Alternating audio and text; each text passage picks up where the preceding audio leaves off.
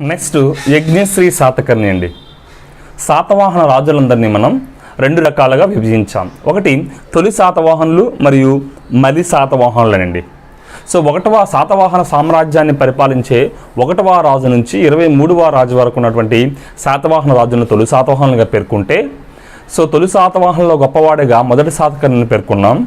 24వ రాజు నుంచి 30వ రాజు వరకు ఉన్నటువంటి శాతవాహన రాజులు మనం ఏమన్నాం, మలి శాతవాహనులుగా పేర్కొన్నామండి. ఓకే అండి, మలి శాతవాహనులుగా పేర్కొన్నాం.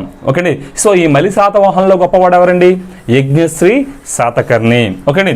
మత్స్యపురాణం ప్రకారం ఓకేండి ఈ వంశ వర్గీకరణ చేయబడిందని మనం డిస్కస్ చేస్తాం. ఓకే అండి. సో దానిలో భాగంగా శాతవాహన సామ్రాజ్యాన్ని పరిపాలించినటువంటి 27వ చక్రవర్తి యజ్ఞశ్రీ శాతకర్ణి అండి. యజ్ఞశ్రీ శాతకర్ణి. సో ఈయన గురించి ఎక్కడ పేర్కొనబడిందంటే చినగంజాం శాసనంలో పేర్కొనబడిందండి. చినగంజాం శాసనంలో పేర్కొనబడింది. శాతవాహన చక్రవర్తులు 27వ రాజుని మత్స్యపురాణంలో కూడా పేర్కొనబడింది. At the same time Chinaganjam శాసనంలో కూడా ఈయన గురించి పేర్కొనడం జరిగింది. నెక్స్ట్ ఏం చెప్పాం, మలి శాతవాహనులందరిలో గొప్పవాడు ఏంటండి? మలి శాతవాహనులందరిలో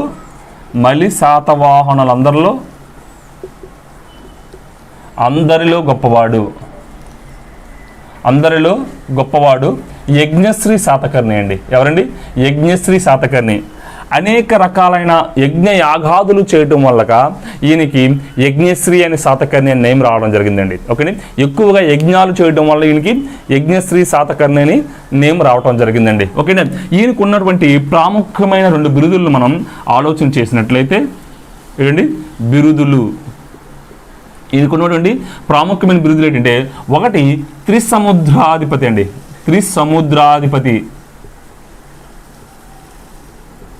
త్రిసముద్రాధిపతి.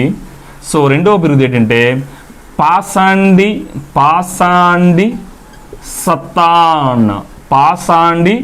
సత్తాన్ లేదంటే పాషాండి శాతవాహన. ఓకేండి, పాషాండి సత్తాన్ లేదంటే పాషాండి శాతవాహన అనే బిరుదులు కలయండి. ఓకేండి. ఈ త్రిసముద్రాధిపతి అనే బిరుదు ఎవరిచ్చారంటే, ఎక్కడ పేర్కొంది అంటే యజ్ఞశ్రీ శాతకర్ణి త్రిసముద్రాధిపతి అని చెప్పేసి ఎవరు పేర్కొనడం జరిగిందంటే బాణభట్టుడు అండి. బాణభట్టుడు రాసినటువంటి తన హర్షచరిత అనే గ్రంథంలో యజ్ఞశ్రీ శాతకర్ణి త్రిసముద్రాధిపతిగా పేర్కొనడం జరిగింది. యజ్ఞశ్రీ శాతకర్ణిని త్రిసముద్రాధిపతిగా పేర్కొనడం జరిగింది. మరి పాషాండి సత్తాన్ అనే బిరుదు ఎవరిచ్చారు అని చెప్పేసి మనం ఆలోచన చేసినట్లయితే ఇలాంగో అడిగల్. ఎవరండి? ఇలాంగో అడిగల్ రచన. ఇలాంగో అడిగల్ రచన అయినటువంటి తన శిల్పాధికారంలో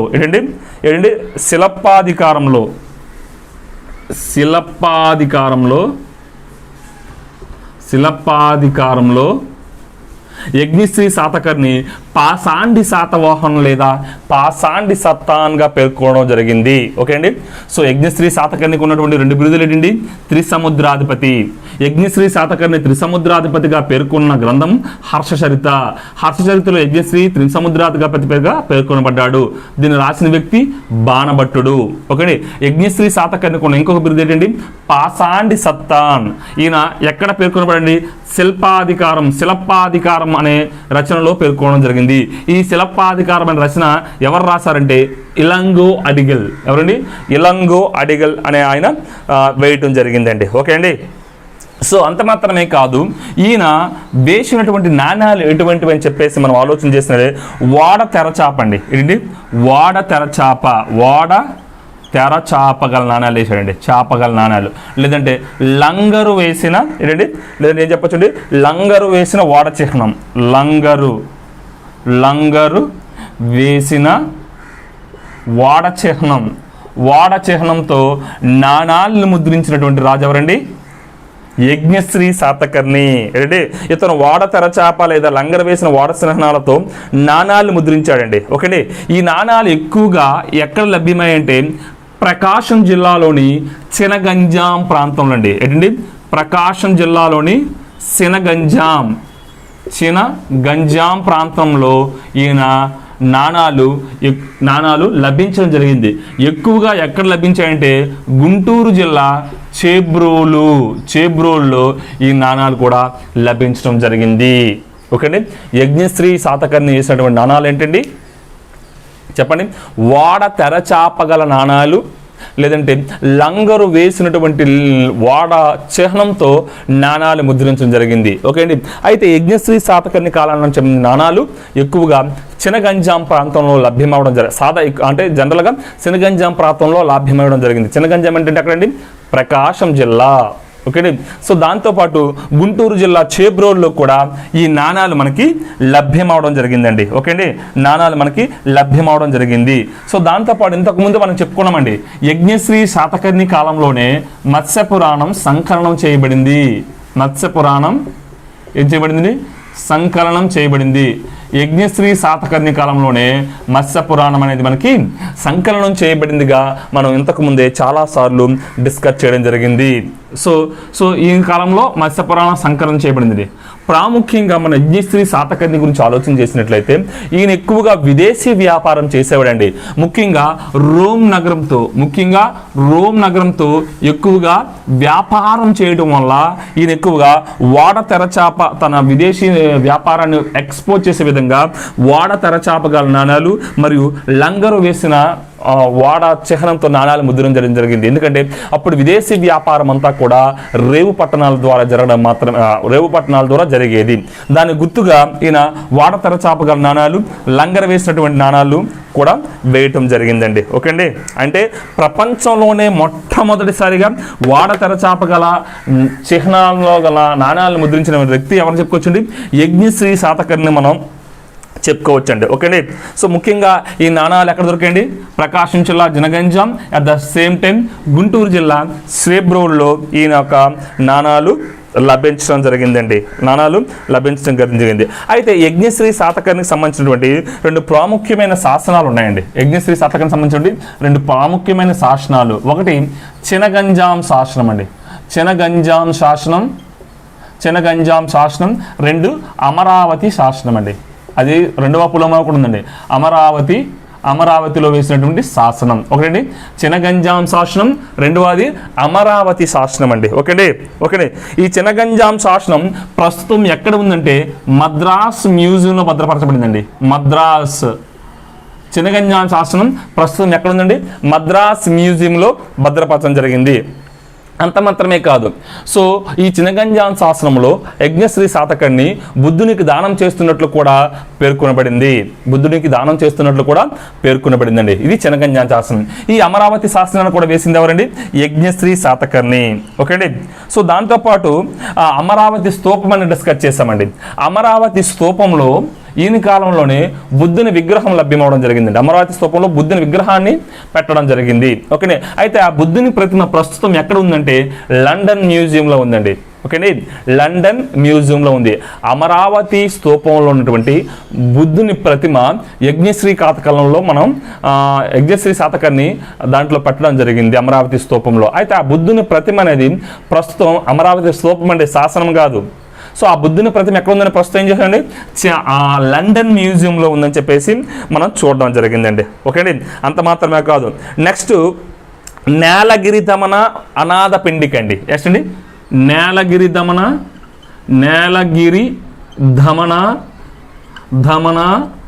అనాథ పిండిక అండి. అనాథ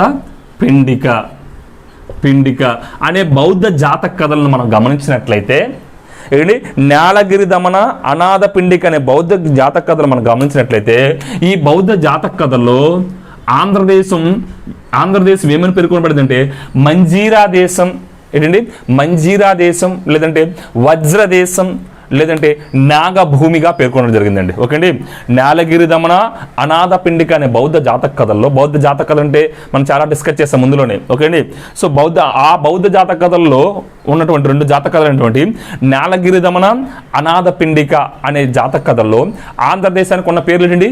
మంజీరా దేశం, వజ్రదేశం మరియు నాగభూమి అని చెప్పేసి ఆంధ్రదేశానికి వివిధ పేర్లు ఉండడం జరిగిందండి. ఓకే అండి. సో అంత మాత్రమే కాదు, యజ్ఞశ్రీ శాతకర్ణి కాలంలో ముఖ్యంగా ఆయన ఆస్థానంలో ఆచార్య నాగార్జునుడు ఉండేవాడండి. చాలా ఇంపార్టెంట్ అండి. యజ్ఞశ్రీ కాలం శాతకర్ణి కాలంలోనే ఎవరు ఉండేవారండి? ఆచార్య నాగార్జునుడు. ఆచార్య నాగార్జునుడు. ఓకే, నాగార్జునుడు యజ్ఞశ్రీ శాతకర్ణి ఆస్థానంలో ఉన్నటువంటి గొప్ప వ్యక్తి ఎవరండి? ఆచార్య నాగార్జునుడు అండి. ఓకే, ఆచార్య నాగార్జునుడు.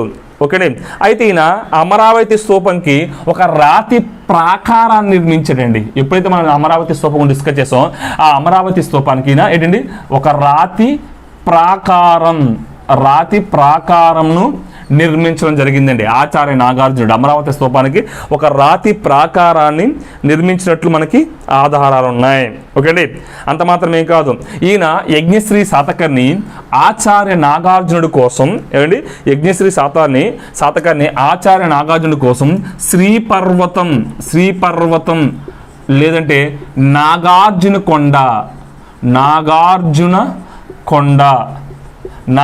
కొండ ప్రాంతంలో ఒక మహావిహారాన్ని నిర్మించాడండి. ఏంటి? ఒక మహావిహారాన్ని నిర్మించాడు. విహారము అంటే ఏంటి? బౌద్ధ సన్యాసులు విశ్రాంతి తీసుకునే ప్రదేశాన్ని మనం ఏమంటామండి? విహారంగా పిలుస్తామండి. ఓకే అండి. ఒక మహావిహారాన్ని నిర్మించాడు. మహావిహారం. దీనికి మరొక పేరు ఏంటి? పారావత విహారం. ఓకే, యజ్ఞశ్రీ శాతకర్ణి ఆచార్య నాగార్జునుడి కోసం ఒక మహావిహారాన్ని నిర్మించలేదంటే ఒక పారావత విహారాన్ని నిర్మించాడండి. ఓకే, పారావత విహారాన్ని నిర్మించాడు. ఎక్కడ నిర్మించాడండి? శ్రీపర్వతం అండి. ఓకే, శ్రీపర్వతం.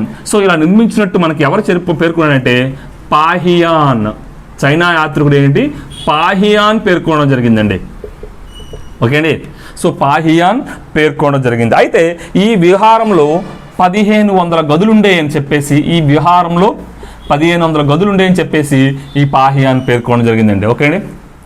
యజ్ఞశ్రీ శాతకర్ణి ఆస్థానంలో ఉన్నటువంటి ప్రముఖ వ్యక్తి ఎవరండి? ఆచార్య నాగార్జునుడు. ఈ ఆచార్య నాగార్జునుడు అమరావతి స్తూపానికి రాతి ప్రాకారాన్ని నిర్మించాడండి. సో ఈ ఆచార్య నాగార్జునుడి కోసం యజ్ఞశ్రీ శాతకర్ణి ఏం చేశారంటే శ్రీపర్వతం లేదా నాగార్జున కొండ గుంటూరు జిల్లాలో ఉన్న ప్రాంతంలో ఏం చేశారండి అని చెప్పుకున్నాం మనం. ఏం చేశారండి? ఆయన మహావిహారం లేదా పారావత విహారాన్ని నిర్మించాడు. విహారం అంటే ఏంటంటే బౌద్ధ సన్యాసులు విశ్రాంతి తీసుకునే ప్రదేశం. ఈ విహారంలో మొత్తం ఎన్ని గదులు ఉండేయండి? 1500 గదులు ఉండేవి. సో ఇవన్నీ చెప్పిన వ్యక్తి ఎవరంటే చైనా యాత్రికుడైనటువంటి పాహియాన్ అండి. ఎవరండి? చైనా యాత్రికుడైనటువంటి పాహియాన్ అండి. ఓకే అండి. సో ఆచార్య నాగార్జున గురించి మనం ఫుల్ డీటెయిల్గా ఫ్యూచర్లో డిస్కస్ చేస్తామండి. సో ఈయన రచించిన ఒక రచన ఏంటంటే స్పృహల్లేఖ అండి. ఏంటండి? స్పృహల్లేఖ. ఓకే, స్పృహల్లేఖ. ఓకే, స్పృహల్లేఖ అని చెప్పొచ్చు మనం. ఓకే, స్పృహల్లేఖ అనే గ్రంథాన్ని ఎవరు రచించండి? సుహృల్లేఖ. ఓకే, సుహృల్లేఖ. ఓకే, స్పృహల్లేఖ కాదండి, సుహృల్లేఖ అనే గ్రంథాన్ని ఎవరు రచించండి? ఆచార్య నాగార్జునుడు రచించడం జరిగిందండి. అయితే ఈ స్పృహల్లేఖ అనే గ్రంథాన్ని అప్పట్లో విద్యార్థులు కంఠస్థం చేసేవారని చెప్పినటువంటి చైనా యాత్రికుడు ఎవరంటే ఇత్సింగ్ అండి. పారావత విహారం గురించి చెప్పింది పాహియాన్ అయితే అంటే ఆచార్య నాగార్జునుడు రచించినటువంటి సుహృల్లేఖ అనే గ్రంథాన్ని అప్పట్లో విద్యార్థులు కంఠస్థం చేసేవారని చెప్పింది ఎవరండి? ఇత్సింగ్ అండి. ఓకే, ఇత్సింగ్. అయితే ఇతను సేనాని అని ఒక వ్యక్తి ఉంటాడండి. ఇతను సేనాని ఎవరంటే బావగోపుడు అండి. యజ్ఞశ్రీ శాతకర్ణి సేనాని ఎవరండి? బావగోపుడు లేదంటే విజయగోపుడు అండి. విజయగోపుడు. ఈయన మాల్వా ప్రాంతాన్ని జయిస్తాడండి. జయించడం జరుగుతుంది. ఓకే అండి. యజ్ఞశ్రీ శాతకర్ణి ఎవరండి? యజ్ఞశ్రీ శాతకర్ణి యొక్క సేనాని ఎవరండి? బావగోపుడు లేదంటే విజయగోపుడు. ఆలుడి యొక్క సేనాని ఎవరండి? విజయగోపుడు కాదు, విజయనాథుడు. హాలుడి యొక్క మహాసేనాని ఎవరండి? విజయనాథుడైతే యజ్ఞశ్రీ శాతకర్ణి యొక్క మహాసేనాని ఎవరండి? విజయ గోపుడు. గౌతమిపుత్ర శాతకర్ణి యొక్క సేనాని ఎవరండి? శివగుప్తుడు. అదవుతుందండి. హాలుడు సేనాని విజయనాథుడు, యజ్ఞశ్రీ శాతకర్ణి సేనాని శివగుప్తుడు, గౌతమిపుత్ర శాతకర్ణి యొక్క సేనాని శివగుప్తుడు, యజ్ఞశ్రీ శాతకర్ణి యొక్క సేనాని విజయగోపుడు లేదా భావగోపుడు. ఈయన మాల్వా ప్రాంతాన్ని జయించడం జరుగుతుందండి. ఓకే అండి. సో ఈయన శాసనాలు ఏం చెప్పుకున్నామండి? చినగంజాం శాసనం మరియు అమరావతి శాసనం అండి. చినగంజాం శాసనం, అమరావతి. దీంతో పాటు నాసిక్, కనిహేరి మొదలైన ప్రాంతాల్లో కూడా యజ్ఞశ్రీ శాతకర్ణి యొక్క శాసనాలు మనకి లభ్యమవడం జరిగాయండి. ఓకే అండి. యజ్ఞశ్రీ శాతకర్ణి యొక్క శాసనాలు మనకి లభ్యమవడం జరిగిందండి. నెక్స్ట్ యజ్ఞశ్రీ శాతకర్ణి తర్వాత శాతవాహన సామ్రాజ్యాన్ని పరిపాలించినటువంటి ఇంకొక వ్యక్తి ఎవరంటే మనకి ఎవరు చెప్పుకోవచ్చండి? విజయశ్రీ శాతకర్ణి. ఎవరండి? విజయశ్రీ శాతకర్ణి. విజయశ్రీ శాతకర్ణి. ఓకే. విజయశ్రీ శాతకర్ణి. యజ్ఞశ్రీ శాతకర్ణి తర్వాత శాతవాహన సామ్రాజ్యాన్ని పరిపాలించినటువంటి ఇంకో గొప్ప వ్యక్తి ఎవరంటే, గొప్ప వ్యక్తి ఏం కాదు, నార్మల్ అండి. ఈయన 28వ రాజు అండి. శాతవాహన సామ్రాజ్యాన్ని పరిపాలించినటువంటి 28వ రాజు విజయశ్రీ శాతకర్ణి. ఓకేనా. ఈయన విజయశ్రీ శాతకర్ణి ఆయన శ్రీపర్వతం లేదా నాగార్జున కొండ దగ్గర విజయపురి అనే నగరాన్ని నిర్మించడం జరుగుతుందండి. ఏంటండి? విజయపురి. ఓకేనా. విజయపురి, ఈయన పేరు మీదుగా విజయపురి అనే నగరాన్ని నిర్మించినటువంటి, తన పేరు మీదుగా విజయపురి అనే నగరాన్ని నిర్మించినటువంటి శాతవాహన రాజు ఎవరండి? విజయశ్రీ శాతకర్ణి. విజయపురి ఎక్కడ నిర్మించండి? శ్రీపర్వతం దగ్గర. ఎక్కడ నిర్మించండి? శ్రీపర్వతం. ఓకే. శ్రీపర్వతం దగ్గర విజయశ్రీ విజయపురి అనే పట్టణాన్ని నిర్మించడం జరుగుతుందండి. ఓకే అండి. ఓకేనే. ఈయన ఎవరంటే విజయశ్రీ శాతకర్ణి యజ్ఞశ్రీ శాతకర్ణి యొక్క సహోదరుడు అండి. ఓకేనే. యజ్ఞశ్రీ శాతకర్ణి యొక్క సహోదరుడు ఎవరండి? ఈయన యజ్ఞశ్రీ శాతకర్ణి సహోదరుడు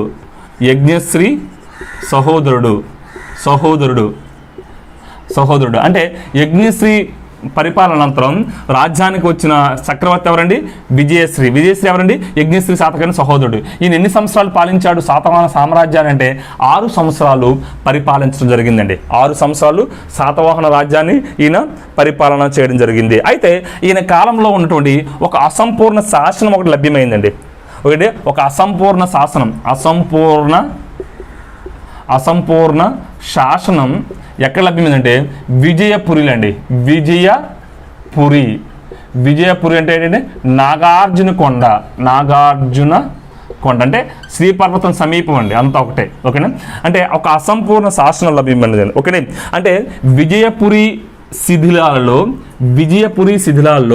విజయశ్రీ శాతకర్ణికి సంబంధించినటువంటి ఒక అసంపూర్ణ శాసనం మనకి లభ్యమవడం జరిగిందండి. ఒకటి అంటే విజయశ్రీ శాతకర్ణి కాలం నాటికి చెందిన ఒక అసంపూర్ణ శాసనం విజయపురి శిథిలాల్లో అంటే నాగార్జున కొండ శిథిలాల్లో అంటే శ్రీపర్వతం శిథిలాల్లో ఒకటి లభ్యమవడం జరిగిందండి. ఒకటి అయితే ఈ శాసనంలో విజయ సంవత్సరం వైశాఖ తిథి అని పేర్కొనబడింది. ఏంటండి ఈ శాసనంలో పేర్కొనబడింది? విజయ సంవత్సరం వైశాఖ తిథి పేర్కొనబడ్డాయండి. ఓకే అండి.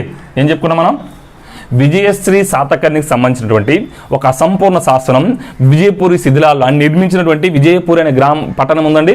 ఆ పట్టణపు శిథిలాల్లో లభ్యమవడం జరిగిందండి.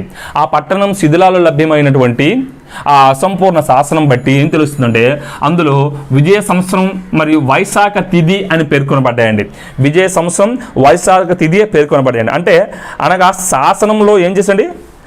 సంవత్సరాలను శాసనంలోను తిథులు నక్షత్రాలను శాసనంలో పేర్కొన్నటువంటి మొట్టమొదటి శాతవాహన చక్రవర్తి ఎవరండి? విజయశ్రీ అండి. అంటే సంవత్సరాలను శాసనాల్లో పేర్కొనే సాంప్రదాయం అంటే సింపుల్గా చెప్పాలంటే సంవత్సరాలను శాసనాల్లో పేర్కొనే సాంప్రదాయం ఏ శాతవాహన చక్రవర్తి కాలం నుంచి ప్రారంభమైందండి? విజయశ్రీ శాతకర్ణి కాలం నుంచి మనకి ప్రారంభమయ్యడం జరిగిందండి. ఒకటి అంతకుముందు ఏ శాసనంలో కూడా తిథులు కానీ నక్షత్రాలు కానీ పేర్కొనడం జరగలేదు. అంటే సంవత్సరాలు, తిథులు, నక్షత్రాలుతో కలిపినటువంటి శాసనాలు ఏ శాతవాహన చక్రవర్తి కాలంలో వేయబడ్డాయి అని చెప్పేసి మనం ఆలోచన చేసినట్లయితే విజయశ్రీ శాతకర్ణి కాలంలో వేయబడ్డాయండి. ఓకే అండి. అంత మాత్రమే కాదు, ముఖ్యంగా ఇతని నాణాలు ఎక్కడ లభ్యమయ్యాయంటే తహరాల. ఓకే, తహరాల ఎక్కడంటిది? తహరాల అంటే తహరాల అనే ప్రాంతం నాగార్జునకొండ సమీపంలో ఉందండి. తహరాల అనే ప్రాంతం ఎక్కడ ఉంది? నాగార్జునకొండ సమీపంలో ఇతని యొక్క నాణ్యాలు లభ్యమవడం జరిగాయండి. ఓకే అండి. ఏం చేస్తాం? 28వ రాజు శ్రీపార్వతం దగ్గర విజయపురి అనే నగరాన్ని నిర్మించాడు. యజ్ఞశ్రీ సహోదరుడు 6 సంవత్సరాలు పరిపాలించాడు. ఈ నిర్మించిన విజయపురి పట్టణం శిథిలాల్లో ఒక అసంపూర్ణ శాస్త్రం దొరికింది. అసంపూర్ణ శాస్త్రంలో విజయ సంవత్సరము వైశాఖ తిథి అని పేర్కొనబడింది. సంవత్సరాలు, తిథులు, నక్షత్రాలు విజయశ్రీ శాతకర్ణి కాలం నుంచి మాత్రమే శాసనాల్లో పేర్కొనబడ్డాయి. ఇదండి విజయశ్రీ శాతకర్ణికి ఉన్నటువంటి ప్రాముఖ్యమైన అవసరం. సో విజయశ్రీ తర్వాత నెక్స్ట్ రాజ్యానికి వచ్చింది ఎవరంటే చండశ్రీ. ఎవరండి? చండశ్రీ. ఒకటి చండశ్రీ, చంద్రసేనుడు లేదా చంద్రశ్రీ. ఒకటి చండశ్రీ, చండశ్రీ లేదంటే ఏమైనా చూడండి చంద్రసేనుడు, చంద్రసేనుడు, చంద్రసేనుడు లేదంటే ఏం చెప్పొచ్చండి చందశ్రీ, చందశ్రీ. ఓకే, చందశ్రీ. ఈయన ఎన్నో రాజు అండి? ఈయన 29వ రాజు అండి. శాతవాహన సామ్రాజ్యాన్ని పరిపాలించినటువంటి 29వ రాజు అండి. 29వ రాజు, 29వ రాజు. ఓకే అండి. సో 29వ రాజు. ఓకే అండి, 29వ రాజు విజయశ్రీ శాతకర్ణి. విజయశ్రీ తర్వాత రాజ్యానికి వచ్చినటువంటి శాతవాహన రాజు అండి. ఓకే అండి. సో ఈయన గురించి చెప్పుకోవాల్సిన విషయం ఏంటంటే చండశ్రీ రాజ్యానికి వచ్చిన 11వ రాజ్య కాలంలో వచ్చిన తర్వాత తన 11వ రాజ్య కాలంలో ఒక శాసనం వేసిరండి. ఒకటి 11వ రాజ్య కాలానికి సంబంధించినటువంటి ఒక శిలాశాసనం దొరికిందండి. ఎక్కడ దొరికిందంటే కొడవలి అనే ప్రాంతంలో అండి. ఏంటండి? కొడవలి అనే ప్రాంతంలో ఇది శిలాశాసనం లభ్యమవడం జరిగింది. ఈ కొడవలి ఎక్కడుందండి అంటే ఈస్ట్ గోదావరి జిల్లా పిఠాపురం అండి. పిఠాపురం ఎక్కడండి? ఈస్ట్ గోదావరి. ఓకేండి. అంటే చండశ్రీ సంబంధించినటువంటి ఒక శాసనం అంటే ఆయన 11వ రాజ్య సంవత్సరానికి సంబంధించినటువంటి రాజ్యవర్షకాలానికి సంబంధించినటువంటి శాసనం ఈస్ట్ గోదావరి జిల్లా పిఠాపురంలో కొడవలి అనే గ్రామంలో దొరకడం జరిగిందండి. కాబట్టి దీని ఏమంటామంటే కొడవలి శాసనం అంటామండి. చాలా ఇంపార్టెంట్, చాలాసార్లు ఎగ్జామ్లో కూడా ఇచ్చాడండి. కొడవలి శాసనం.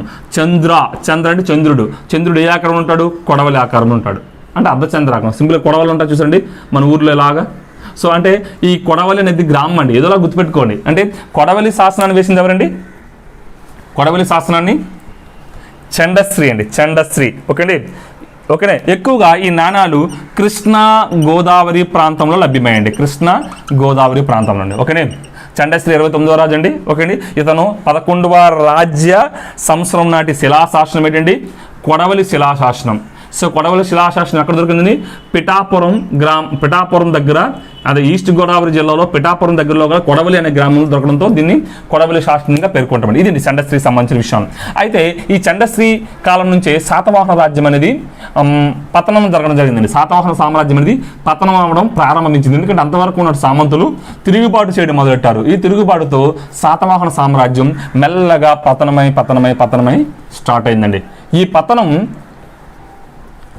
నెక్స్ట్ రాజు అయిన 3వ పులోమావి వచ్చేసరికి చాలా ఎక్కువ అయిపోయిందండి. సో ఓకే అండి. నెక్స్ట్ రాజు ఎవరండి? 3వ పులోమావి. ఓకేండి. పులోమావి. ఈయన శాతవాహన చక్రవర్తుల్లో 30వ రాజు అండి. 30వ రాజు. శాతవాహన కాలంలో ఎవరండి? 30వ రాజే మనం 3వ పులోమావిగా చెప్పుకుంటామండి. ఓకే అండి. 3వ పులోమావి. ఓకేనా. లేదంటే ఈయన చివరి రాజు. ఓకేనే. ఈయన సేనాధిపతుల్లో ఒకడైనటువంటి శ్రీశాంతములుడు దాడి చేయడంతో, అంటే తర్వాత కాలంలో ఇక్ష్వాకు రాజు వస్తారండి. శ్రీశాంతములుడు దాడి చేయడంతో మనకి శాతవాహన సామ్రాజ్యం అంతవడం జరిగిందండి. ఎవరండి? ఇతని సేనాధిపతులు ఒకడైన శ్రీశాంతములుడు దాడి చేయడంతో ఇతని రాజ్యాన్ని వదిలిపోయి ఎక్కడికి పారిపోయాడండి? బళ్ళారి ప్రాంతానికి పారిపోయాడండి. ఓకేండి. బళ్ళారికి పారిపోయాడు. ఓకేండి. ఇతని సేనాధిపతుల్లో ఒక సేనాధిపతి అయినటువంటి శ్రీశాంతములుడు మూడవ పులోమావి మీదకి తిరుగుబాటు చేసి రాజ్యాన్ని వదిలి బళ్ళారికి పారిపోయాడు. ముందే చెప్పాను, చంద్రశ్రీ కాలంలోనే సామంతులు తిరుగుబాటు చేయడం మొదలెట్టారు. అయితే ఆయన బలహీనత్వం వల్ల మూడవ పులోమావికి వచ్చేసరికి అది ఇంకాస్త ఎక్కువైంది. ఇంకాస్త ఎక్కువయ్యి అందులో ఒక బలమైనటువంటి ఎవరండి సామంతుడైనటువంటి శ్రీశాంతమూలుడు ఈయన మూడవ పులోమ మీదకి దాడి చేయడంతో మూడవ పులోమవి తన రాజ్యాన్ని వదిలేసి బళ్ళారికి పారిపోయాడండి. ఓకే, ఈ బళ్ళారి ప్రాంతానికి పారిపోయి ఈ బళ్ళారి ప్రాంతంలో మనకి ఒక మేకధోని అనే శాసనాన్ని వేసాడండి. ఏంటండి మేకధోని అనే శాసనం ఎక్కడ వేసండి? బళ్ళారిని పరిపాలిస్తున్న ప్రాంతంలోనే మేకధోని అనే శాసనం వేసాడండి. అంటే మూడవ పులోమవి తన అవసాన దినాలను ఎక్కడ గడిపాడండి? బళ్ళారిలో గెలిపాడండి. ఆ బళ్ళారిలోనే ఆయన ఏ శాసనాన్ని వేసాడండి? మేకధోని శాసనం వేసాడు. ఈ బళ్ళారి అనేది మేకధోని గ్రామం అండి, బళ్ళారిలో ఒక గ్రామం. ఒకటి బళ్ళారి సమీపంలో ఈయన బళ్ళారిలోని మేకధోని ప్రాంతంలో శాసనం వేశాడు. ఇది మేకధోని శాసనం అంటామండి. ఈ మేకధోని శాసనం ఏం చెప్తుందంటే శాతవాహనుల యొక్క పతనాన్ని తెలియజేస్తుందండి. ఏంటండి? శాతవాహనుల యొక్క పతనాన్ని తెలియజేసే శాసనం ఏంటండి? మేకధోని శాసనం అండి. ఓకే, మేకధోని శాసనం. ఓకే, అంటే సింపుల్గా ఏం చెప్పొచ్చు?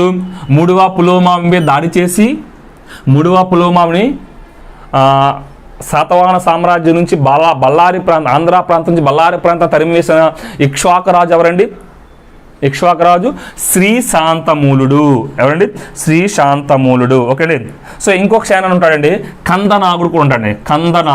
కందనాగుడు చాలామంది సేనాలు ఉన్నారు, అందులో ముఖ్యమైన వాళ్ళు శ్రీశాంతమూలుడు, ఇంకో ఉన్నటువంటి ఎవరండి? మూడవ పులోమావి యొక్క సేనాని అండి. ఈయన మూడవ పులోమావి యొక్క సేనాని కందనాగుడు. ఓకేనే, కందనాగుడు. అయితే ఈయన మీద దాడి చేసి ఈయన బళ్ళారి పారిపోయి చేసింది ఎవరండి? మూడవ పులోమావి అండి. మూడవ పులోమావి. అయితే శాతవాహన సామ్రాజ్యం పతనం ఎప్పుడు ప్రారంభమైందని చెప్పామండి? చంద్రసేనుడి కాలంలోనే శాతవాహన సామ్రాజ్యం పతనం అవ్వడం జరిగిందండి. అక్కడే అంటే చంద్రసేనుడి కాలంలో శాతవాహనులు తిరుగుబాటు చేస్తే ఆ తిరుగుబాటును ఈ చంద్రసేనుడు అణచవేయలేకపోయాడు. దాంతో భాగంగా మూడవ పులోమావి రాజ్యానికి వచ్చేటప్పటికి తిరుగుబాట్లు మరీ ఎక్కువ అవడంతో మూడవ పులోమావి కూడా సామంతులు అణచవేయలేకపోయాడు. సామంతులు అందరూ కలిసి చాలా బలంగా మూడవ పులోమావికి వ్యతిరేకంగా పోరాడంతో మూడవ పులోమావిని చివరికి భయపడి తన రాజ్యాన్ని వదిలి బళ్ళారికి పారిపోయాడండి. శ్రీశాంతమూలు దాడికి భయపడి రాజ్యాన్ని వదిలి బళ్ళారికి పారిపోయాడట్లు ఆ బళ్ళారిలోని మేకధోని అనే గ్రామంలో ఒక శాసనాన్ని వేయడం జరిగిందండి. ఈ మేకధోని అనే శాసనం ఏం తెలియజేస్తుందండి మనకి? ఓకే అండి, మూడవ పులోమావి మేకధోని శాసనం శాతవాహనుల పతనాన్ని తెలియజేస్తున్నామండి. ఓకే, బళ్ళారి అంటే ఎక్కడ ఉందండి? కర్ణాటక ప్రాంతంలో ఉంది. ఓకే అండి, అయితే కర్ణాటక ప్రాంతంలో కొన్ని సంవత్సరాలు పాలించి ఆ బళ్ళారికి వెళ్ళిన తర్వాత 8వ రాజ్యకాలంలో అంటే బళ్ళారికి పారిపోయి బళ్ళారిలో 8 సంవత్సరాలు పరిపాలించి 8వ సంవత్సరంలో మేకధోని అనే శాసనం వేసాడండి. ఆ మేకధోని శాసనం శాతవాహనుల పతనాన్ని అర్థం చేసుకోవడానికి మనకి చాలా ఉపయోగపడే శాసనం, చాలా ఇంపార్టెంట్. శాతవాహనుల పతనాన్ని తెలియజేసే శాసనం ఏంటండి? మేకధోని శాసనం అండి. ఓకే, ఈ మేకధోని శాసనం ఏం తెలుస్తుందండి?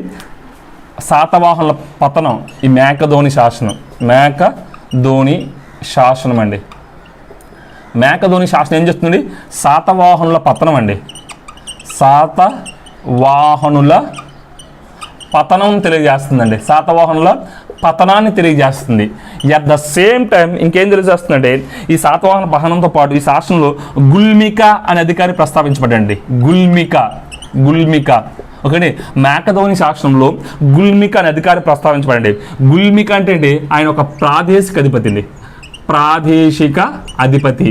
ఆల్రెడీ మనం డిస్కస్ చేస్తామండి గుల్మిక గురించి. ఓకే అండి, గుల్మిక అంటే ప్రాదేశిక అధిపతి అండి. ఓకే, అయితే మూడవ పులోమావి మేకధోని శాసనం ప్రకారం శాతవాహనంలో చివరి చక్రవర్తి ఎవరండి? మూడవ పులోమావి. మేకధోని శాసనం ప్రకారం శాతవాహనంలో 30వ చక్రవర్తి ఎవరండి? మూడవ పులోమావి. ఓకే, అయితే ఈ మూడవ పులోమావి కర్ణాటకలోని బళ్ళారి ప్రాంతంలో మరణించడంతో ఒక సుదీర్ఘమైన శాతవాహన సామ్రాజ్యం అంటే 450 సంవత్సరాలు పరిపాలించినటువంటి శాతవాహన సామ్రాజ్యం అంతరించిపోవడం జరిగిందండి. ఓకే, శాతవాహన సామ్రాజ్యం అంతరించిన తర్వాత ఈ శాతవాహన సామ్రాజ్యాన్ని కొంతమంది సామంత రాజులు ఆక్రమించుకోవడం జరిగింది. ఎవరండి? శాతవాహనుల పతనాంతరం కొన్ని స్వతంత్ర రాజ్యాలు ఆవిర్భవించాయండి.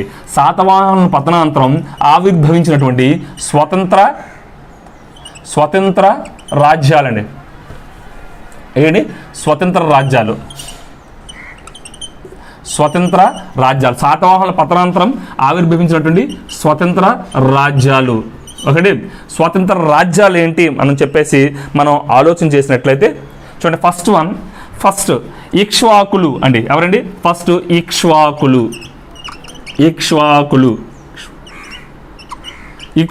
అండి. ఇక్ష్వాకులు ఏ ప్రాంతాన్ని జయించారండి? ఆంధ్ర అండి.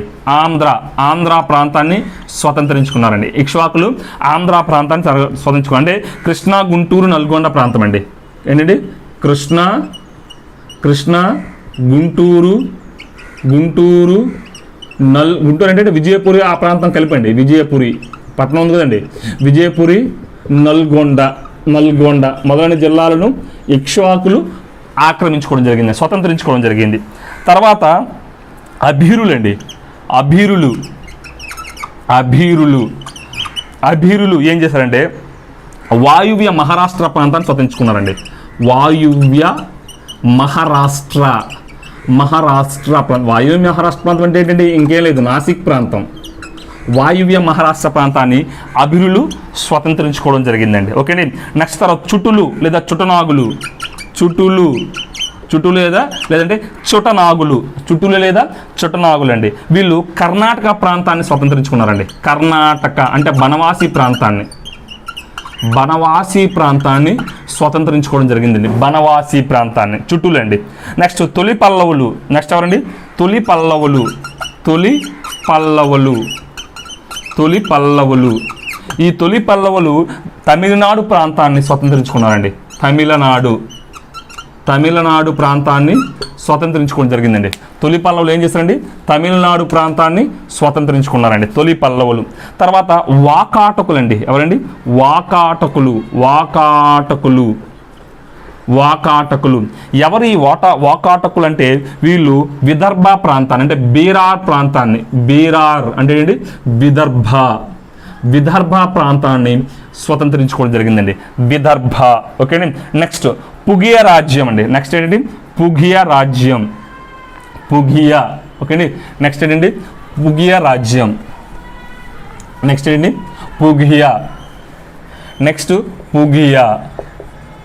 పుగియ రాజ్యం. సో వీరు ఏ ప్రాంతాన్ని స్వతంత్రించుకున్నారని చెప్పేసి మనం ఆలోచన చేసినట్లయితే ఒంగోలును పాలించారండి.